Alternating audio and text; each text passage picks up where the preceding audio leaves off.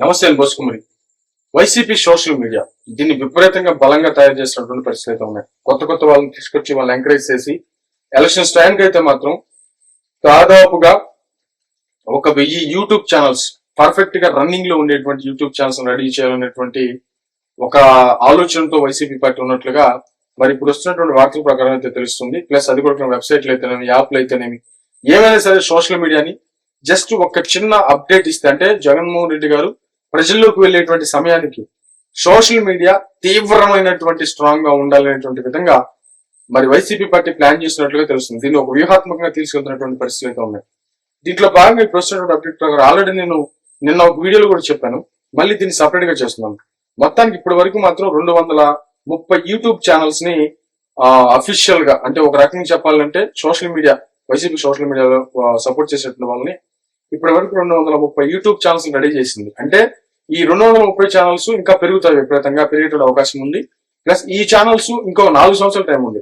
అంటే ఇంకా 2 సంవత్సరాల్లో ఖచ్చితంగా చాలా హడావిడి ఎలక్షన్స్ కి సంబంధించి స్టార్ట్ అవుతుంది. అంటే ఎలక్షన్స్ ఇంకా 1.5 సంవత్సరం ఉన్నాయి అనగా, లేదా 2 సంవత్సరాలు ఉన్నాయి అనగా ఈ ఛానల్స్ విపరీతంగా ఎక్కువైపోతాయి. ఇప్పుడున్నటువంటి ఛానల్స్ విపరీతంగా హైప్ లోకి వెళ్ళిపోతాయి. కాబట్టి ఈ ఛానల్స్ మొత్తాన్ని కూడా ఉపయోగించుకోవాలి అనేది క్లియర్ గా అర్థమవుతుంది. ఇప్పటికే 230 ఛానల్స్ ఏర్పాటు చేశారంటే చూడండి.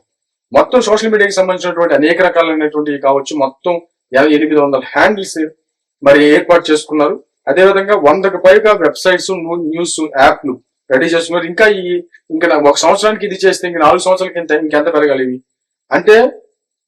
అలాగే కాకుండా మిగతా పార్టీలో ఉన్నటువంటి ఎవరైతే యాక్టివ్ గా ఉన్నారో వాళ్ళని ఎక్కువ సబ్స్క్రైబర్స్, వాళ్ళు ఉన్నటువంటి సబ్స్క్రైబర్స్ ఉన్నా లేకపోతే సబ్స్క్రైబర్ లేకపోయినా కూడా, అంటే ఒక రకంగా హైప్ ఉన్నటువంటి వ్యక్తులైనా, అంటే ఇన్ఫ్లుయెన్స్ చేయగలిగినటువంటి వ్యక్తులని సెలెక్ట్ చేసి వాళ్ళకి శాలరీస్ ఇచ్చో లేకపోతే ప్యాకేజీలు ఇచ్చో ఎలాగైనా సరే వాళ్ళని ఆకట్టుకుని ఇప్పుడు వేరే పార్టీలకి సపోర్ట్ చేసేటువంటి వ్యక్తులను కూడా ఈ పార్టీకి సపోర్ట్ చేసుకునేలాగా తీసుకున్నారు. అంటే ఇప్పుడు ఎలా ఎగ్జాంపుల్ చెప్పాలంటే ఎమ్మెల్యేలో లేకపోతే మిగతా నాయకుల మీద ఆధారపడలేదు, లేకపోతే వాళ్ళకున్నటువంటి మెయిన్ స్ట్రీమ్ మీడియా అలా చేసుకుంటూ వెళ్తాం.